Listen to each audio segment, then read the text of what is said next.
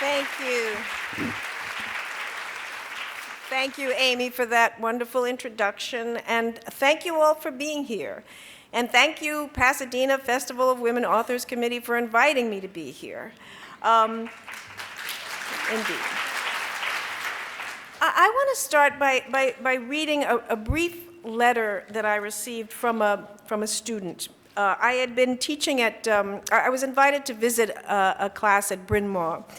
And after that, this student who's very young, she's only 18 years old, and she wrote me this.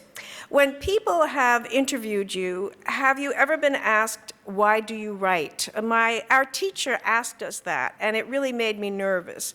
So I said that the question really made me nervous, and then answered in a kind of inarticulate way. I think I said something about feeling present. I'm not trying to covertly ask you that question, but was just wondering if you are comfortable with it. If the answer is yes, that would be cool, because yes, that would be cool, because then I can feel like I might evolve in that vein. And if it is no, that would also be good, because I would feel like I was not alone in my feelings. So some of you probably know how Flannery O'Connor answered a question after she'd given a lecture from someone in the audience. Miss O'Connor, why do you write? Because I am good at it.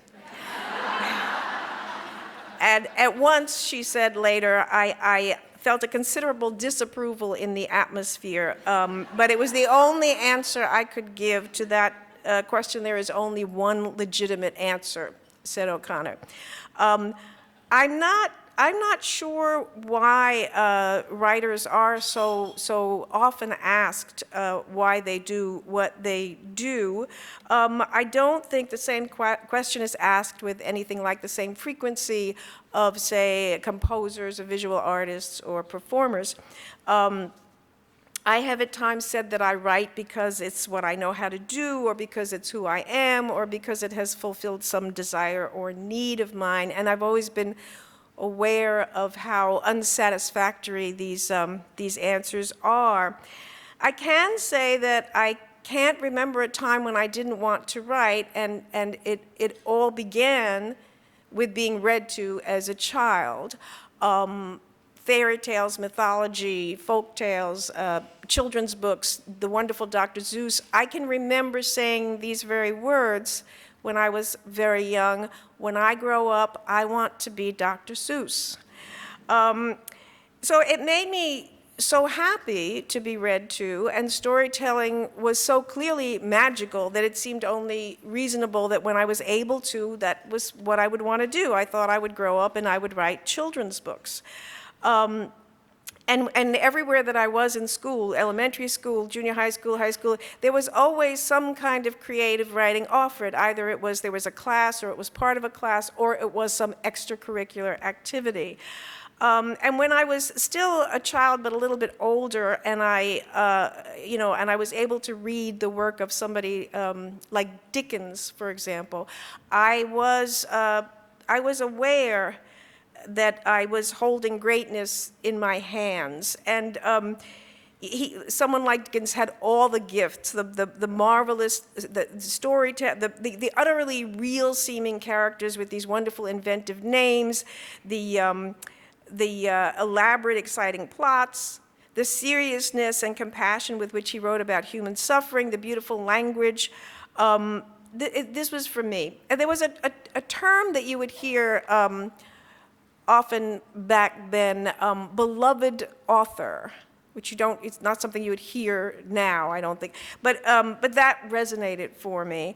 Now, when I got to college and then graduate school, that was when I learned what Thomas Mann meant when he said, a writer is someone for whom writing is harder than it is for other people. And that's when I learned the truth, which was that no matter what the rewards might be, writing would always be a struggle. It wasn't all as fun as in childhood. It wasn't play. Frustration, failure, and rejection were going to be an inevitable part of the writer's life. so when I was when I wrote as a child, there was, the response I got was encouraging. I felt I'm on the right track because you don't hear as a child, you don't hear harsh criticism of your work. But it was around this time that two very important people came into my life. The first one was my Barnard College creative writing professor, Elizabeth Hardwick, who was the first writer that I ever met. And she would have a huge influence on my work, but it was mostly, on the positive side, through her own writing rather than her teaching, particularly her autofictional novel, Sleepless Nights, which was published in 1979, which has always influenced me all the way up until this most recent book of mine. She's in there. But as a teacher, she was extraordinarily harsh.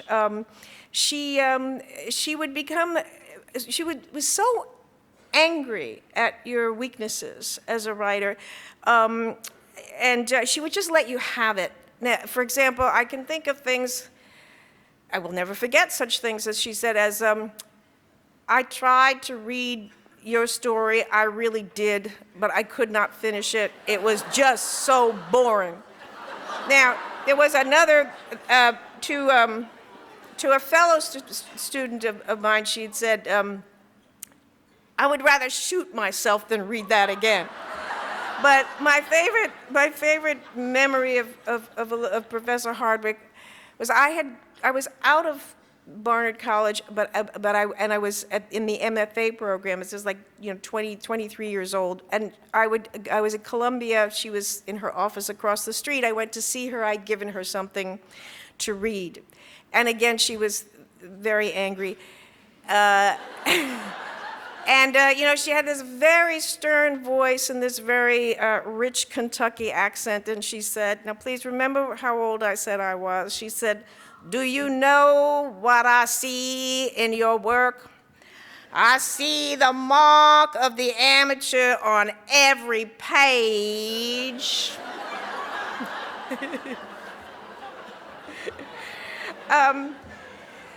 So now, even more important to me during this time was, as a mentor, was Susan Sontag. Now, in 2011, I published a memoir called Sempre Susan, a memoir of Susan Sontag. And the way that we had met was that between Barnard and Columbia, I worked as an editorial assistant at the New York Review of Books. And I met her in passing then, but then after I graduated from the Columbia program, she was around 42 and she had had her first bout with cancer.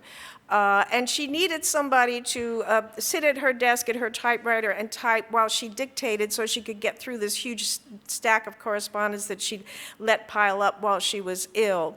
So I did that a couple of times. And during that time, I met her son, David Reef, now a journalist, and he. So we became a couple. And at that time, David was living. Was a student at Princeton, but was living with his mother when he was in New York. So we were a couple. I moved in with him, which is to say, I moved in with her, and the three of us shared a household for a while. And and that's what I wrote about. And how the memoir came about was that there's the writer Elizabeth Benedict wanted to put together an anthology. She ended up calling it Mentors, Muses, and Monsters, 20 Writers on the People Who've Influenced Them. When she invited me to contribute to that anthology, I said, oh, now I can write about Elizabeth Hardwick. And she said, you can't do that because two people are already writing about, she said, myself and Mary Gordon. So I said, oh, and then I said, well, even though Susan Sontag was never my professor, she was the greatest influence on me, and so I'll write about her. So I wrote this 20-page essay, which before it came out in the anthology was published in Tin House, and there was an independent publisher, James Atlas, who saw it and said, do you think you could turn that into a book? And I said, well, it depends on what you mean by book. I don't want to write a study of her work. I certainly wouldn't write a biography of her. But I have about another 100 pages maybe in me about my friendship with her and her mentorship. And So he said, well, that's what I was actually thinking of. So that's how that book came to be, and I'm very grateful that it happened, because it never would have occurred to me to write a book about, to write that book about Susan Sontag. Anyway, but Sontag had a huge influence on my thinking and my writing, and it was from her that I felt that I got permission to take myself and my work completely seriously, even before I'd ever published anything. That it was okay and even a good thing to be obsessive about writing, to make sacrifices for it, to see it as a vocation rather than a career, to think of it as a noble and even a heroic activity, and never to believe those who said, and there were many of them, there are many of them, that you can't be a writer and a voracious reader as well. I felt that I got from her permission to be devoted and to take the risks that are required to follow a certain path.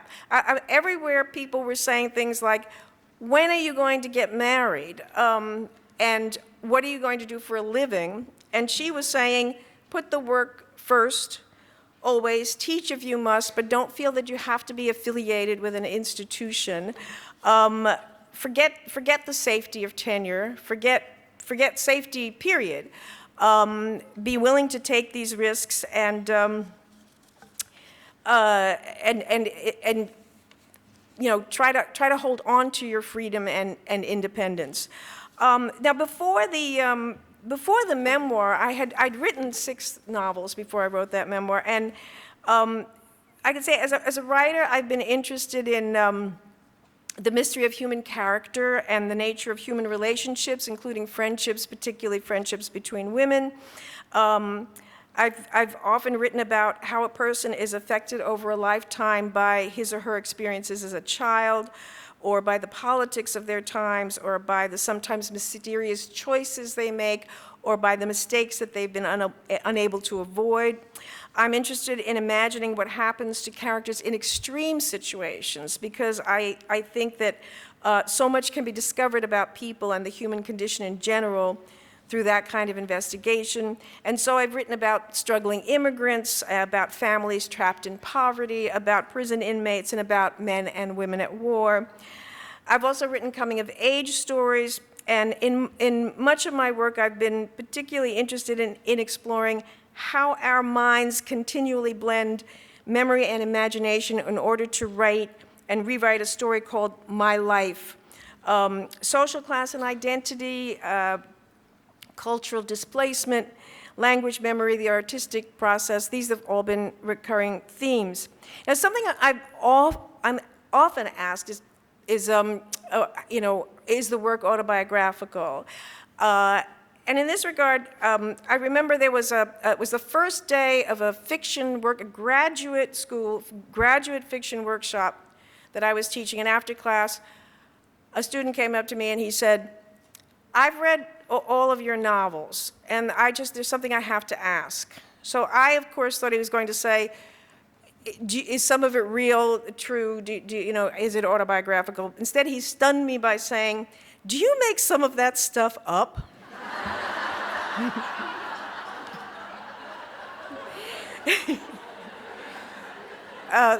So yes, I make a lot of the stuff up, and but it is true that I always include some elements from my own life and experience in my work. A lot of my work is hybrid, but it turns out that no matter how much autobiography there is in there, it really isn't memory that I'm most interested in writing. You know, I'm more interested in invention. I became a writer to use my imagination, and I'll give you 2 examples. In 1969, I was at Woodstock, okay? So, and then when I wrote a novel that was set partly in the 60s, I had my characters miss Woodstock. Like they got there, they tried to get there, and they couldn't make it, as happened to so many people. So but where I never was, never anywhere near, I was never at the Altamont Festival. Okay, but that's where I sent them, where I put my characters. And so instead of using it would have been so much easier just to write about Woodstock, but to write about Altamont, I had to do all this research, take the risk of making mistakes and making a fool out of myself. But that's what I wanted to do. I didn't, I'm a fiction writer. I wanted to imagine something that happened, not just record something that happened to me. Also, similarly, in my second novel, Naked Sleeper, I have a couple that's going through some marital difficulties, and then I wanted them to, they're trying to patch things up. I wanted to send them on a kind of second honeymoon. At the time I wrote it, I had been to Rome, I had been to Paris, I'd been to London, I'd been to many such places. I had never been to Venice. So that's where I sent my couple. So once again, I remember somebody said, well, just don't have anybody parking a car, and you'll be okay. But again, that was part of the joy of it was making the stuff up. So now I just want to, and there have been many instances like this where I realized that writing about what I don't know turns out to be more appealing than writing about what I do know. So I just want to talk a little bit about my most recent novel, The Friend, and how that came about. It was time for the annual BU Boston University faculty reading, and since several people read it they didn't want anyone to read for more than 10 minutes. And I wanted to read something new. It didn't have to be finished, So I started writing what in fact turns out to be more or less the first pages of The Friend. And then I knew at around the same time, or a little bit later rather, that I was going to be reading at the University of Maryland where they wanted 25 minutes. So I liked the response I'd gotten at BU to what I'd written, so I just went on with it. And I thought if I keep getting invited, but what happened was that as Ivy mentioned before, I also don't do outlines or make plans for my novels. So, but I was launched, and I felt like I could go on with this. But there were several things that I had been thinking about, which all became a part of this book. One was that I had discovered that a number of people that I knew, friends and acquaintances, were thinking of suicide, by which I mean they weren't threatening it, they didn't feel an immediate danger, but somehow it came up in conversations because I knew them, that this was something they had in their minds, that this was, that they thought they were going to do that at some point, that this was how their story was going to end. And in fact, between the time I finished the book and its publication, one of those people did commit suicide. So there was that, and then also I've always had a passion for animals, and those books that I loved so much when I was read to as a child and read myself, many of them were about animals, and that's one of the reasons why I love them. So I always wanted to write a book that would have an animal as a major character. Now, I had written a book with an animal as a major character. I was reading in the letters of Virginia Woolf, I came upon this astonishing statement. Virginia Woolf, whom I adore, who's also been a huge influence on me. Okay, so I came to this sentence in one of her letters. I don't remember to whom she was writing. Did I tell you how the marmoset saved us from Hitler? Now, I knew who the marmoset was, because a marmoset is a very tiny monkey, only about the size of your palm, with a head the size of a walnut and a long, non-prehensile tail. And I knew that the Wolfs had a pet marmoset named Mitz for about 4.5 years in the 30s. And she appears, just like that sentence I read you, she appears in their memoirs and in some of the biographies and letters and so on. And I also knew that Virginia Woolf had written a novel called Flush, which is a mock biography of Elizabeth Barrett Browning's pet spaniel. So I did write a mock biography of Virginia and Leonard Woolf's pet monkey called Mitz, the Marmoset of Bloomsbury.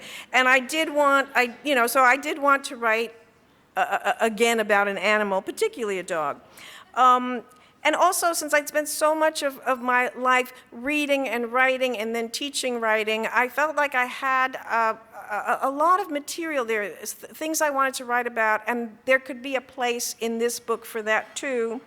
And then finally, before I started writing The Friend, I had been trying to write something about a sex-trafficked girl, and I wasn't able to do it. There are many reasons why I couldn't do it, so I wanted to put that too into this book. I wanted to write something about that and why it was so difficult to write.